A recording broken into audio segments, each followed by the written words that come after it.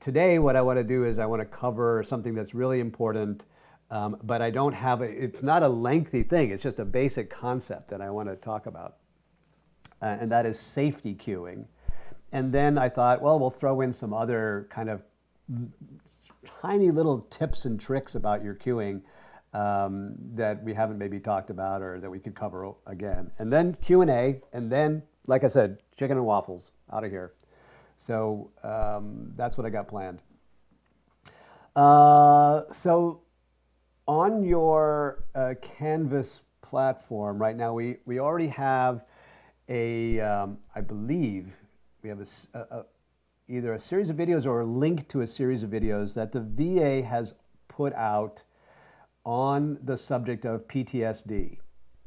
And I'm hoping that all of you guys have a chance to watch those videos and sort of absorb them, because the purpose behind them creating those videos was to give people, and not just, they're addressing vets themselves, number one, who have heard this term thrown around, PTSD, this and that and the other thing, but may not really understand how that applies to them.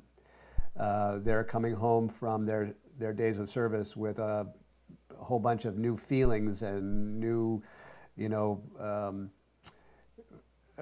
weird emotions and whatnot, and they don't understand why they're having them. And so the VA created this series of videos so that they could understand what that means, that it might be, it's not always, but it might be PTSD. It's also created for family members and support givers who are living with veterans, so that they can understand the changes in their behavior and the changes in their emotions and reactions to things. So in the same way, I'd like to have you guys review those videos. And I just want to be really clear, especially to the people who are new, we are not expecting anybody to become a therapist. We are not expecting anybody to address therapeutically PTSD or TBI, traumatic brain injury, or any of those other situations. That's for specialists. That's for the doctors at the hospital. That's for the therapists that they go to. The reason why we're having you study that is so that you can be informed about it, so that you can have some understanding if something goes on in your classroom. Does that make sense? You've got somebody in there who, you're saying something that's perfectly innocent, or, maybe a visual cue that you've used a dozen times in the past, and all of a sudden you recognize that somebody's having new physical symptomology, or they start to lose concentration, and they're like, what's going on? And that answer may be inside of these videos that you'll watch. So please do go watch those. When we recognize that clinically and statistically they've recorded 30% of veterans suffer from PTSD, that's probably way underreported, way undercalculated. So just as sort of a placeholder, optimistic or pessimistic or best guess, let's say 50% of your vets are going to have PTSD. So it makes sense for you to be aware of some of those symptoms. And one of the big things is proximity sensitivity, which is why we have a no physical contact policy with the veterans, right? So they're acutely sensitive, typically, to being crowded, to a sort of a kind of claustrophobia that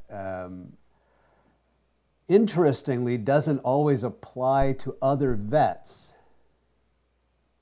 So it's okay for another vet to get close most of the time, but a civilian is like, get the fuck away. All right, so be sensitive to that and give them space. Another thing is to be a sensitivity that the people with PTSD have a sensitivity to overstimulation in terms of their sensory input. So if you've got a lot of things going on in your class, you might want to scale it back. Start out with a simplification of movements, right? Take a longer time to progress the combinations of moves. I've given you a protocol of a certain number of repetitions, right? In your transitions, whatever. Like, throw that out the window when it comes to really appreciating where your vets are actually at in a class. Does that make sense? So if you noticed the physical cueing, when we talk about your observation and assessment, the typical symptoms of people sort of, let me put a pin in that and do a quick aside here. So, especially again for those of you who are new, as Tai Chi Fit instructors, we are constantly asking a specific question internally, and that is, how is what's going on affecting flow? Right? Flow is our key criteria to what we're trying to get at in class. So there's a lot of things that are affecting that. There's our own stuff that's going on, our cueing, our music, our tone of voice, all those kinds of things. There are other environmental things going on in the classroom. How many people are in the class? How close are they together? What are some of the other, with the lighting, all that kind of stuff. So you're constantly asking this question, how is it affecting flow? Right? And so when flow begins to break down, when flow begins to stutter or be, if you read your lessons on flow, you'll remember that when flow begins to go away, we're starting to see what we call turbulence. And turbulence is a series of small interruptions in flow. And so the more turbulent they are, the longer those moments of interruption are. Right? And what's the cause of those interruptions? What's the cause of the loss of flow? And in some way, all the things you could say about that answer come back to tension. There is a state of tension going on in the individual, and that tension is interrupting flow. Now, tension can come from all kinds of things, thinking too much, other kinds of physical overstimulation, et cetera, et cetera. But it's about tension. So when you notice in your veterans some loss of flow, what you know is that something is causing tension in that individual. Does that make sense?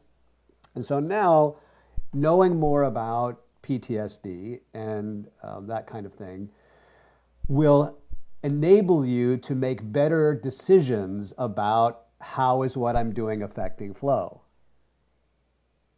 Right? So that's why we want to cover some of this stuff. Our intention, and we've put the call out, we just haven't been able to, things are pretty busy at the VA centers, as you might imagine right now. They're going through a lot of new changes.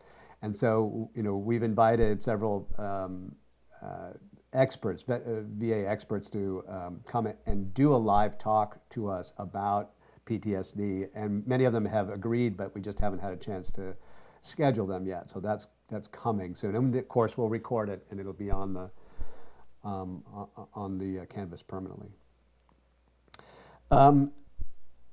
So that's sort of a long, rambling preamble.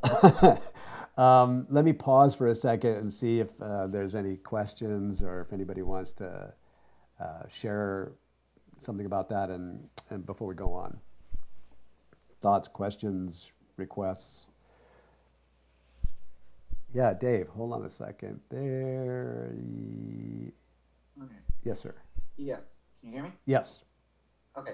I just wanted to kind of speak a little bit in reinforcing what you've been saying is, and it may, as we may not always be dealing with just PTSD, but any number of pent up emotions. And as we're doing the flow and doing these movements and moving chi, and we are it not always is a physical symptom that gets released. It can also be a emotional something that has been stuck and gets released.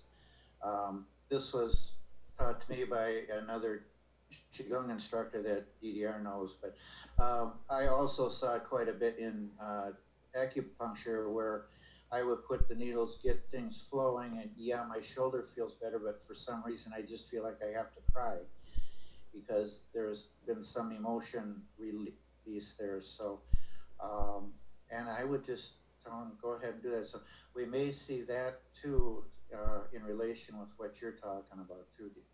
You're absolutely right. Um, that's a great point. I try to address what we're doing from a variety of different points of view. Some of them are pretty straightforward, sort of just physical orientation and activity orientation, but we cannot ignore that there is a long tradition of Chinese medicine behind what we're doing here. And so what David is pointing out, which is a really great point, is that according to Chinese medical theory, when what flow is a movement of qi energy, and illnesses and anxieties are considered to be a disruption of the circulation of that qi energy. So it's stuck somewhere. And when we are cueing and allowing people to like get back into a flow of things, that stuck energy has to go somewhere. It doesn't just dissipate into the ether. It's circulating now. As it circulates, it passes through very specific acupuncture centers and organs of the body. And every organ of the body is associated in Chinese medicine with a different emotional state. So, for example, if the energy has been stuck in some way that it hasn't passed through the liver, but now it is, liver is associated with anger and frustration. So if you see Heather's going, Rrr. So if you see somebody like in class and like 2 seconds before they were like, oh, I'm so loving, all of a sudden like, Rrr. It was like, ooh, liver stuff, you know. But like here's the thing. So this is our methodology. This is exactly what our methodology is. I am trying to teach you more and more things. So there's specific Tai Chi Fit combinations which are designed to help to harmonize the liver. And so you see that in class, like, this is a great opportunity. Let me just throw in a liver thing right here. Now our method says you don't say anything about that. You don't look out and go, I see some liver issues, so you know what? We're going to do some liver cleanse. You don't say that. You just start doing it as if that was your plan all along. And it just happens to work. Yeah, Heather. That brings me to a question. I seem to remember when I was going through the programs learning that for the veterans program, we stuck to the routine. So I'm hearing now that we can shift if we see other needs. So thank you for that question. So there's a couple of ways in which you can shift that are built into the routine that we are teaching you. Number one is, the reason why we have a specific pattern of repetitions, for example, in transitions in this routine, is to help you guys be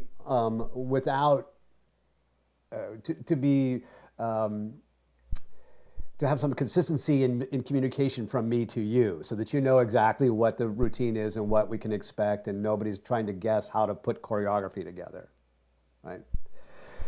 But as I said, that's like made up stuff. In real life, you have to be responsive to what's actually going on. So the number of repetitions and the pace of your progression should actually be according to what that class is experiencing on that moment, on that day.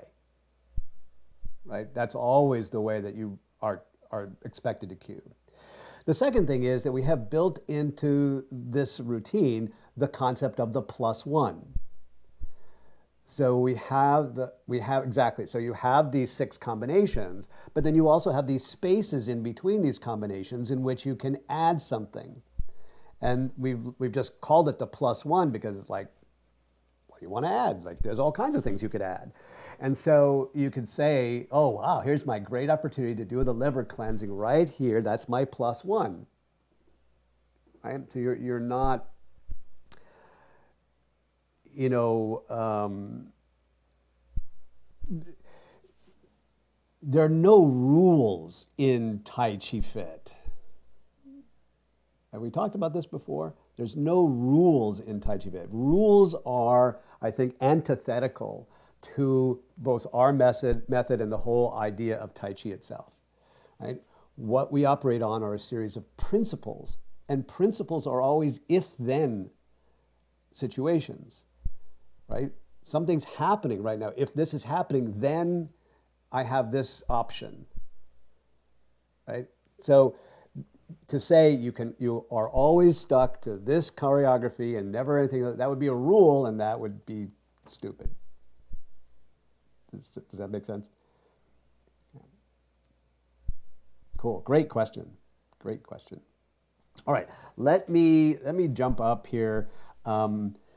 I don't know what I'm going to do. We'll do something. Come up with me. I'm going to jump into the studio space, and we'll do something together because I want to show you some examples of safety cueing. So let's start with, what are we going to start with? Let's start with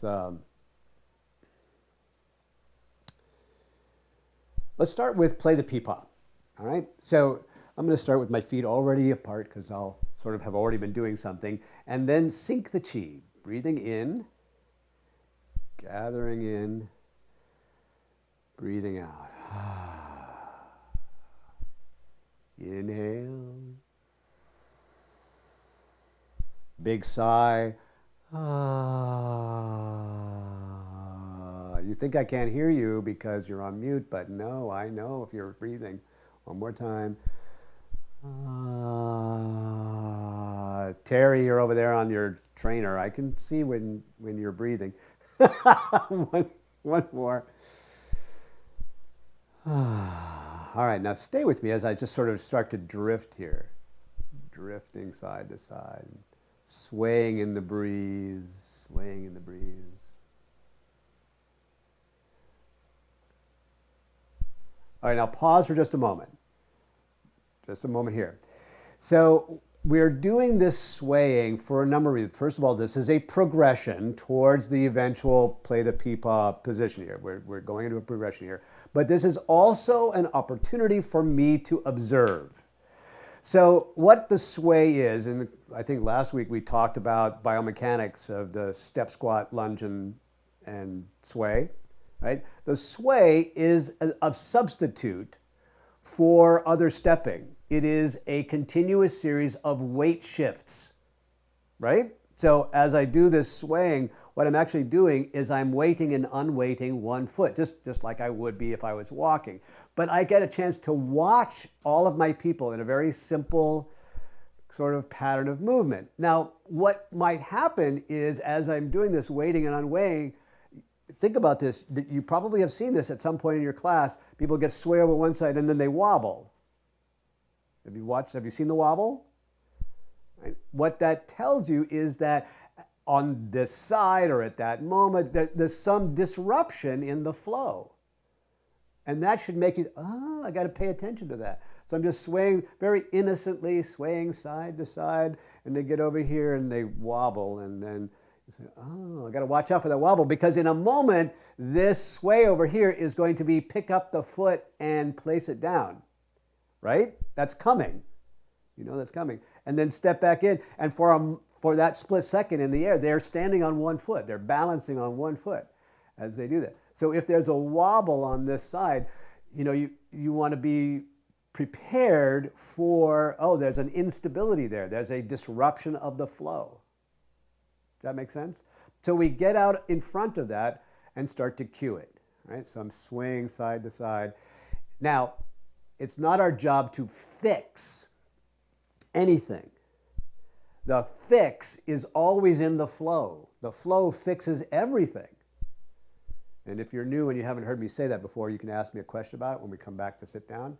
So what I want to concentrate on is getting deeper into flow. So one of the tricks that we do here is to keep breathing. So I'm going over to this side where there's a big wobble and I go, ah,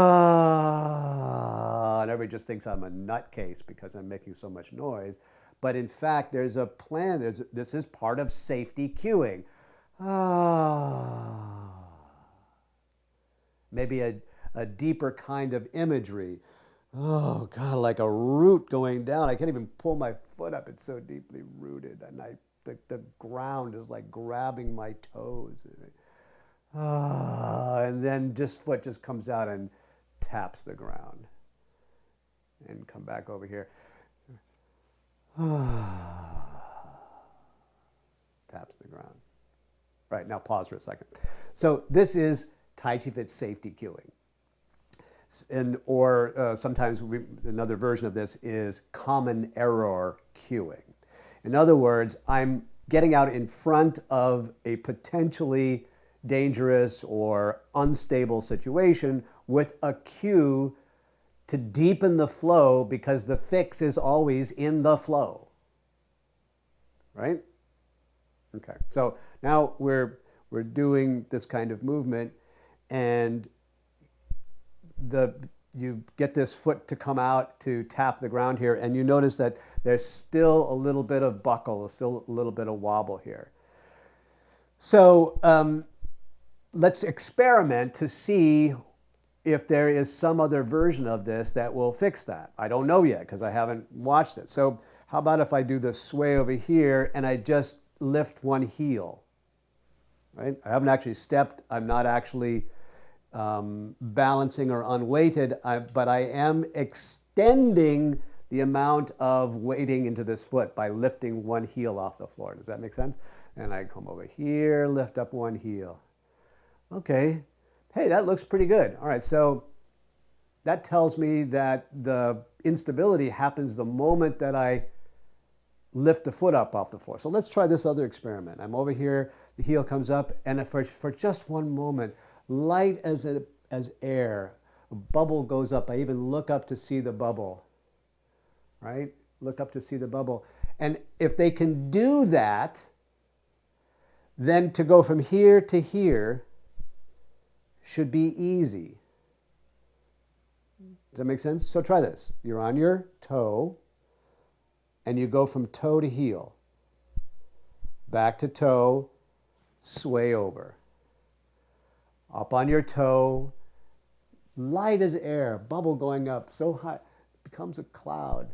From toe to heel, to heel, and back down it. So this is safety cueing.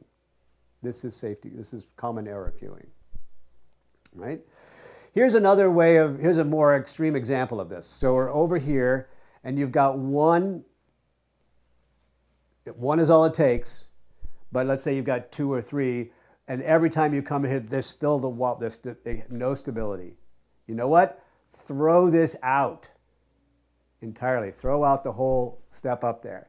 But again, don't say anything about it, right?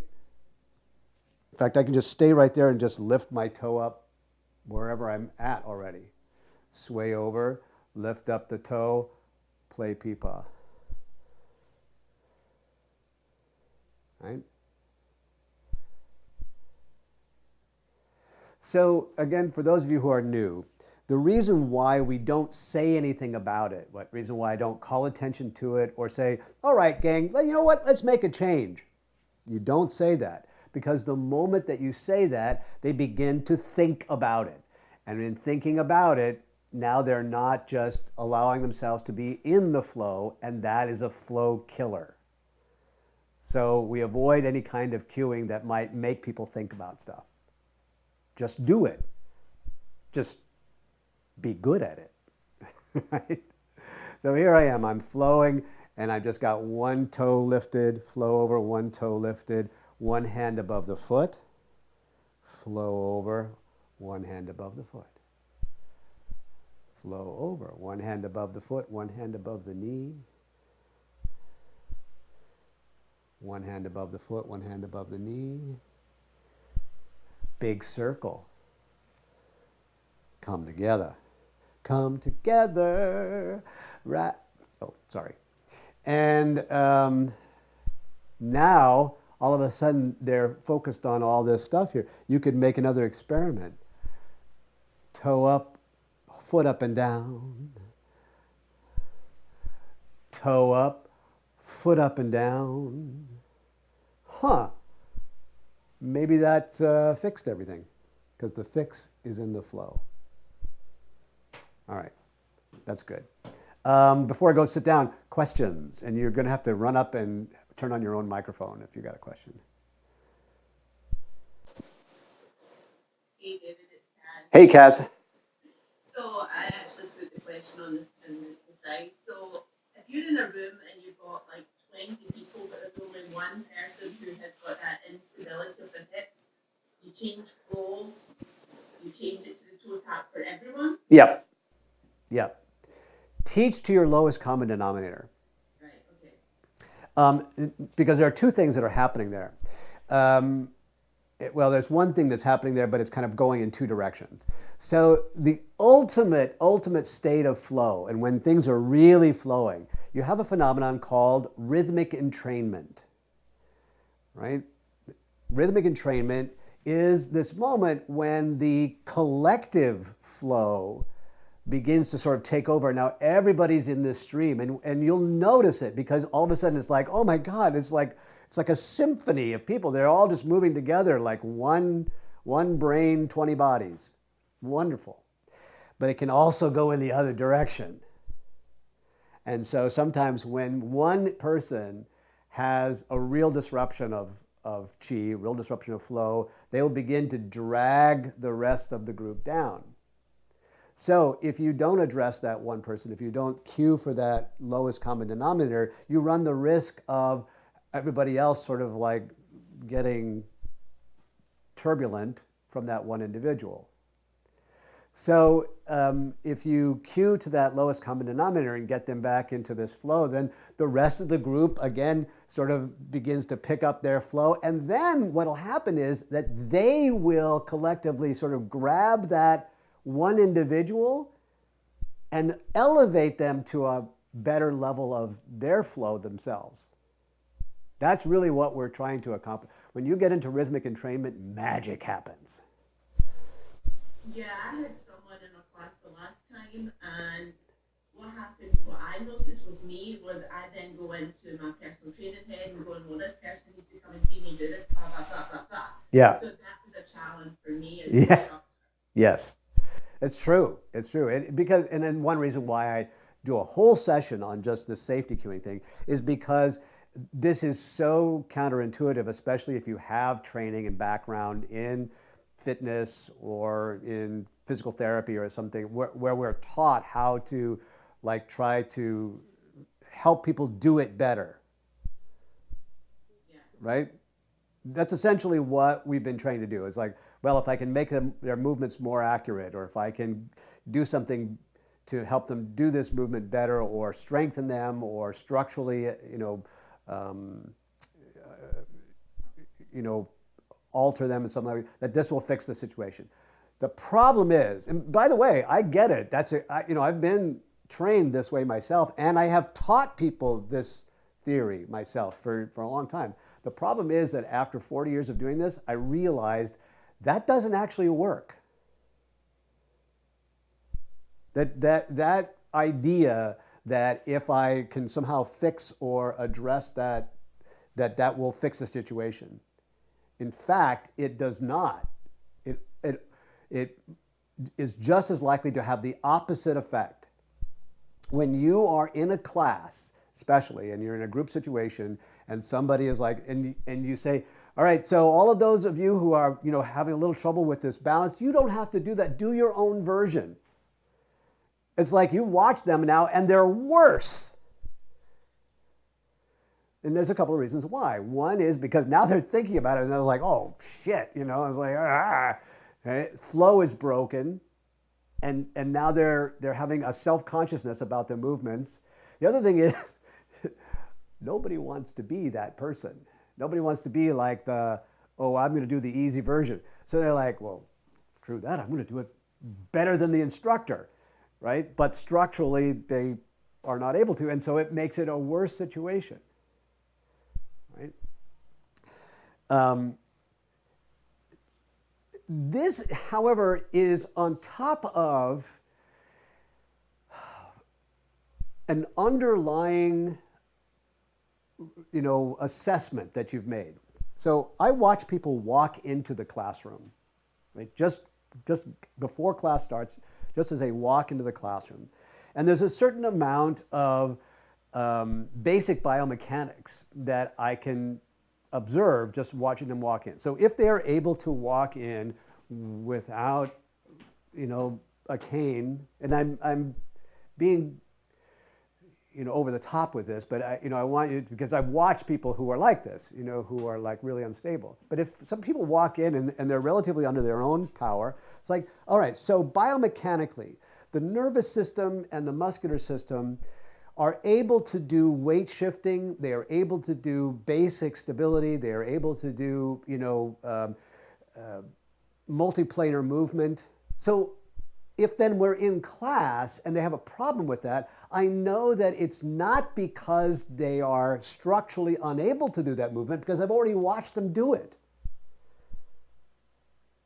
Does that make sense? So now I have to think of a different reason why they're suddenly unstable. And so what I know is that the solution is not in somehow fixing them to be more structurally correct, because they were already there to begin with. They walked in under their own power. It's like the woman many years ago when I was teaching in Hawaii, a lovely old lady, I can't remember her name. I'm going to pretend that her name was Helen. So Helen comes to me and she goes, I just love your class. And she says, I'm learning so much and I'm just having so much fun. There's just a couple of things I still can't do. And I'm like, well, like what? And she goes, well, I still can't do that. Like, well, really? Because it seems to me you just did it, right? So, what would be the fix? The fix isn't like, oh, I'm going to teach her how to do a kick. It's like, she already knows how to do a kick. Her body is physically able to do the kick. It's something else. So the cueing has to address the something else, not the kick. Does that make sense? All right, I'm coming back in. Oh, no, wait. I'm going to stop. Do a couple of other, while I'm up here, miscellaneous tips and tricks. Okay, let's go back to the sway. The swing side to side. All right, which direction is this?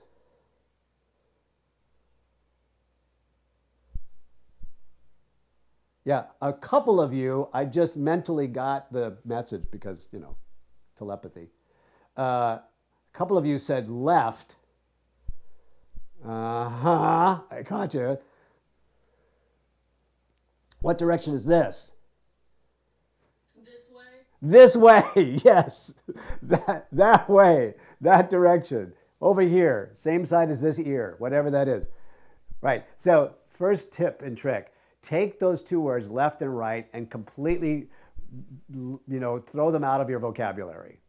They will never make any sense. They will never make any difference. Don't worry about left and right. Left and right are flow killers. So take those two. So that's a couple of quick tips and tricks. And by the way, Judy will jump on top of that immediately. So if you're doing one of your sessions with Judy and you say, we're going to go over to the left side, she will give you a red line right there. So just so you know about that. Wish Judy had jumped on this before I did everything and then turned on the computer. There she is. There's my Judy. By the way, I did tell everybody to put their full name on the on their name thing there, so you can see the. Yeah, they don't follow directions. Well, I love them anyway. Yeah, me too. I just do this. Let's see, what else can I tell you about tips and tricks? So I've talked about breathing. You guys have heard me talk about breathing all the time. And one of the reasons why we do a breathing cue is because one of the symptoms of tension beginning to happen is that breathing stops or breathing begins to stop. Does that make sense? But you can use this understanding in sort of the flip-flop. So I didn't see them stop breathing, but I did see the flow begin to go away. Okay? One of the concomitant symptoms of flow beginning to go away is people starting to move faster. You ever do this in class? You're like doing your movements, and all of a sudden you go like, dang, everybody's like on the train tracks. So it's like, what's going on with this? And so in some way you want them to start slow down, yes? But the worst thing you can do is say, let's go a little slower. Shall we slow down a little? I'm going to get everybody, we're going to start slowing down. Like, that's another phrase you should just rip out of your vocabulary and toss away. So how do you get people to slow down? Right? Because if you start slowing down, that may help if you yourself are slowing down, but it probably won't fix the problem. So let's do this together. Let's just do a little brush knee here. So we're getting in this position here. Okay. Yeah, I'm waiting for Kaz. So so this hand drops and this one circles around, right? And everybody's in a certain sort of tempo, and I see the tempo begin to go a little faster, and I'm like, oh man, I want everybody to slow down. So I know that a symptom of flow is deep breathing. So I'll say, all right, nice deep breath. Right here, we're going to take a breath in. Big loud sigh. I want to hear everybody say, ah, still didn't fix it. So I'm going to go one more time.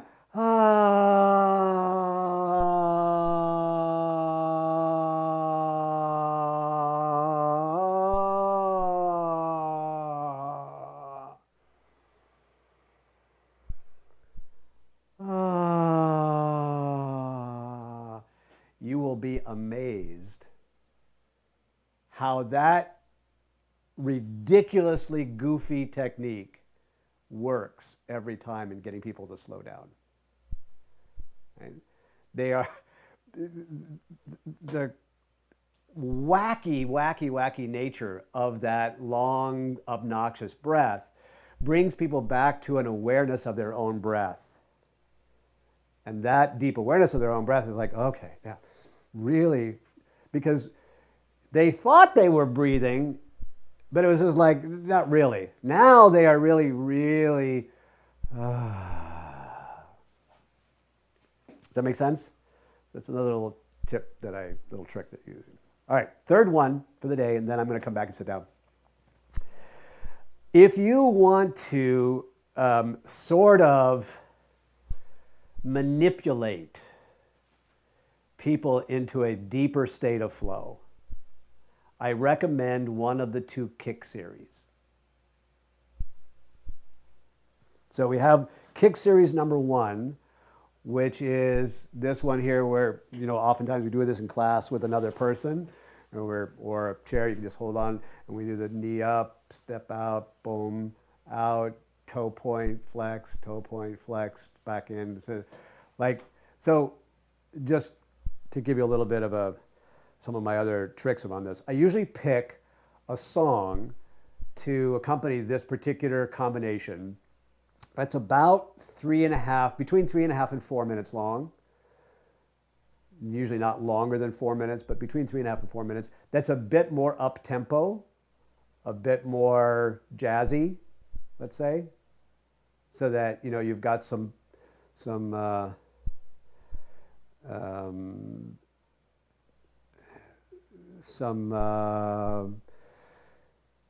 I don't know, what's the word I'm trying to use here? Yeah, moving your booty, is that what you said? Yeah, something of that nature. So you've got that going on before. And so but I then won't carry the the combination much longer than 4 minutes. So 3.5 to 4 minutes with some kind of up-tempo song. The other one is the Kick Series #2. And Kick Series #2 was originally, I don't know if many of you have gone through this. We should do this in one of the webinars, maybe February webinar, where this is built off of the rooster position. So we do rooster here, and then as we come down, we will sort of sweep out to the side and come back in. And the first one is just a knee lift. And then back out to the side, and then a knee lift and a kick. And back out to the side, and a knee lift into the corner. And then back out to the side, and then a knee lift and a kick into the corner. And then back out to the side. And the last one here was a side kick. And then back out to the side and back to your rooster. All right, so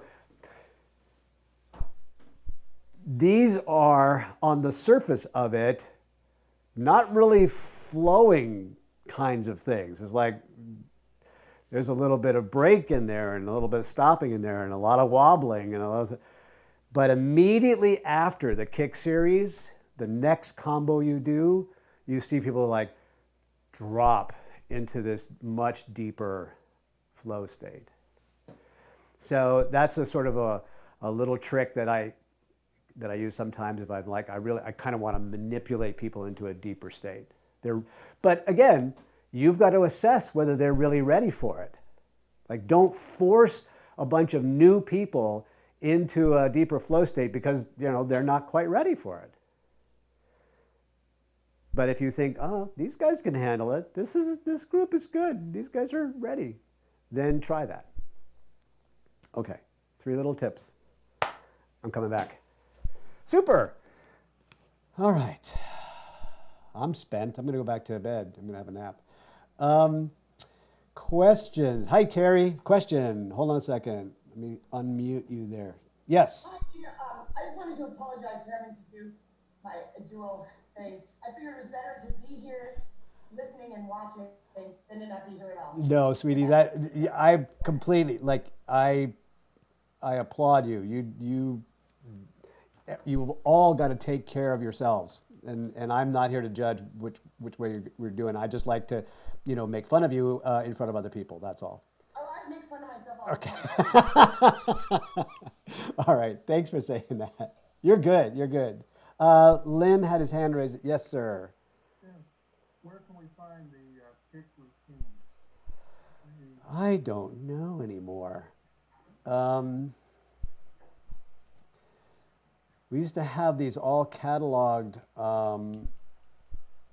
in a series of videos. That was going to be my job. Oh, that was going to be your job. Don't you remember last summer? I was supposed to catalog all the videos. Yes. Does that mean I didn't give you access to the? I don't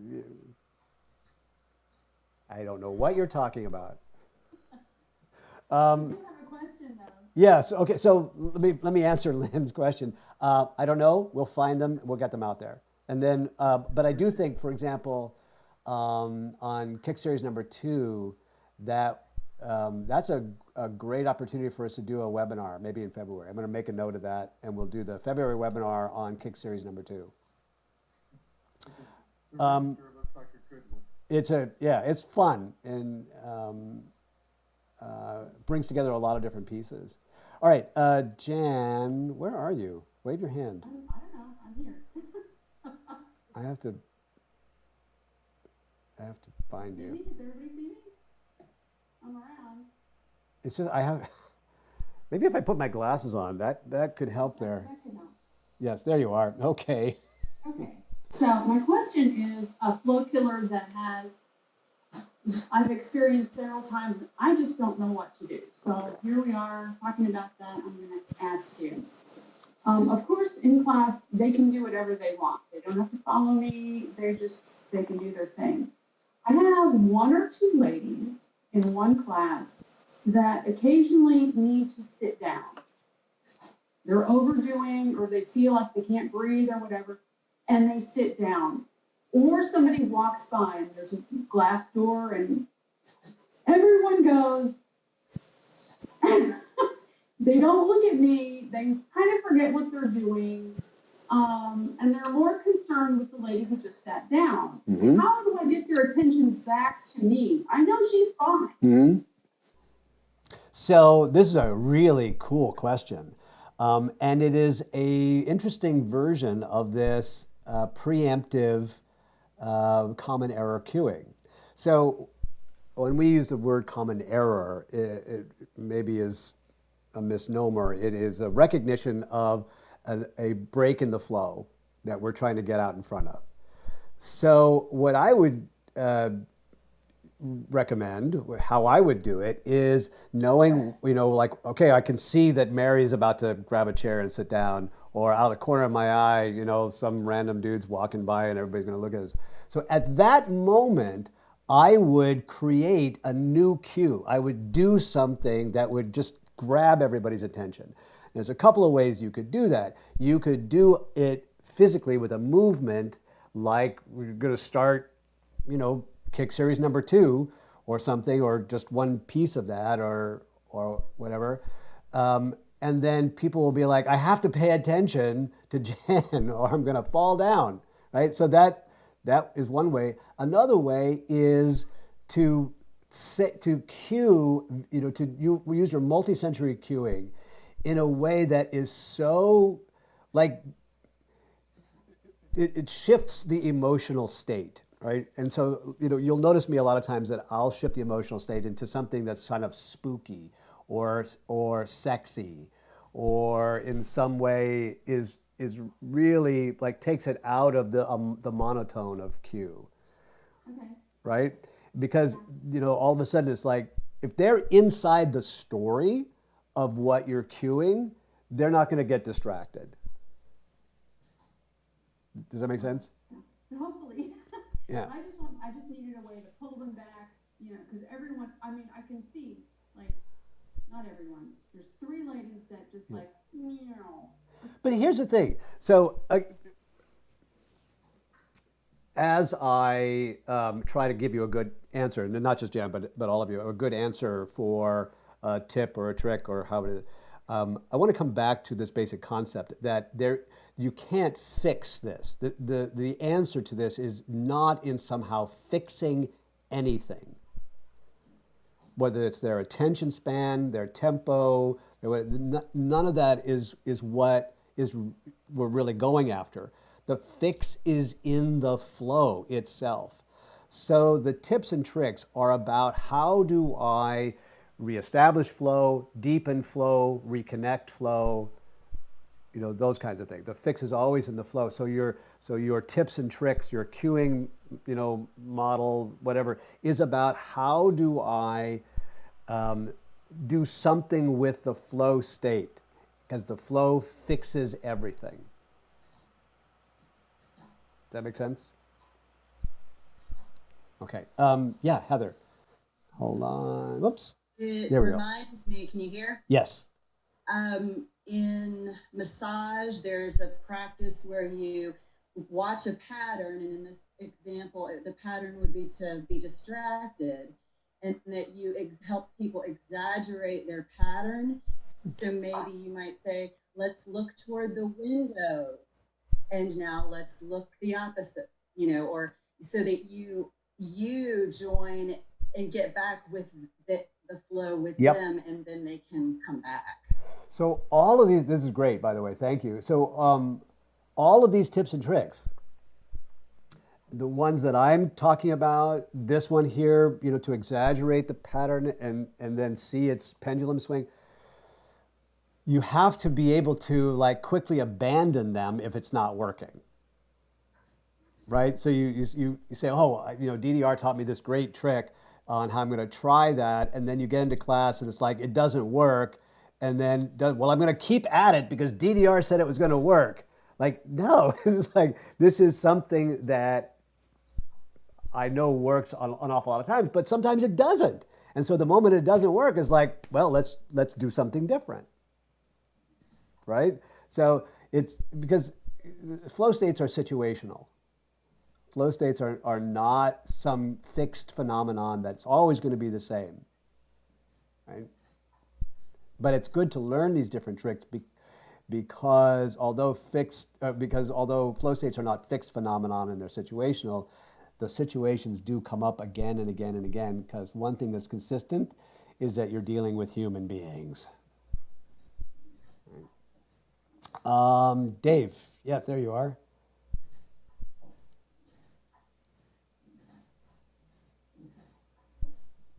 There we go. Okay, now we got it. Okay.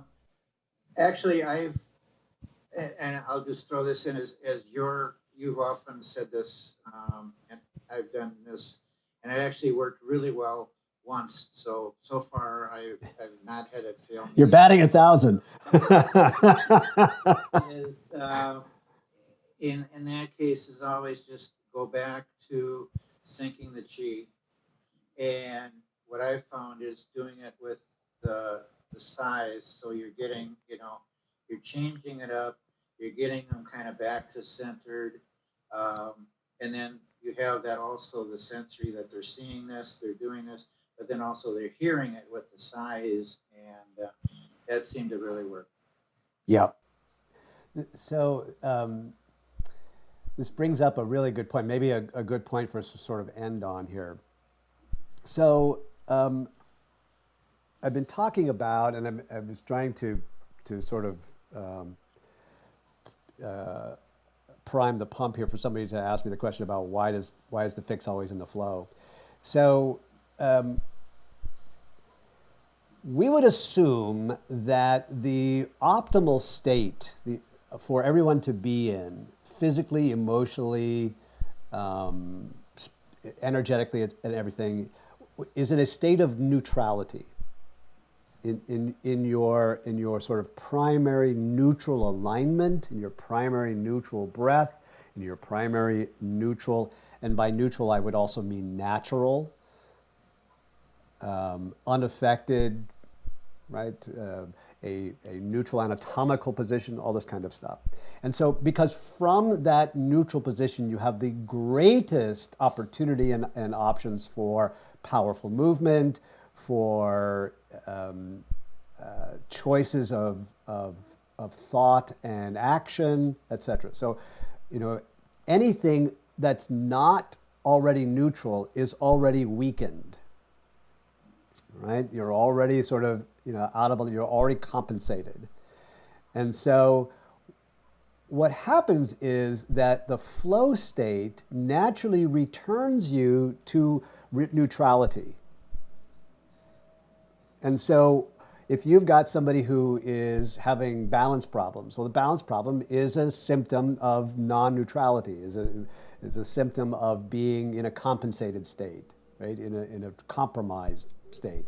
And as you get people back into flow, and again, let me add to that, there's always a reason why people are in a compensated state. There's always a history. There's always, some kind of thing that's affecting them.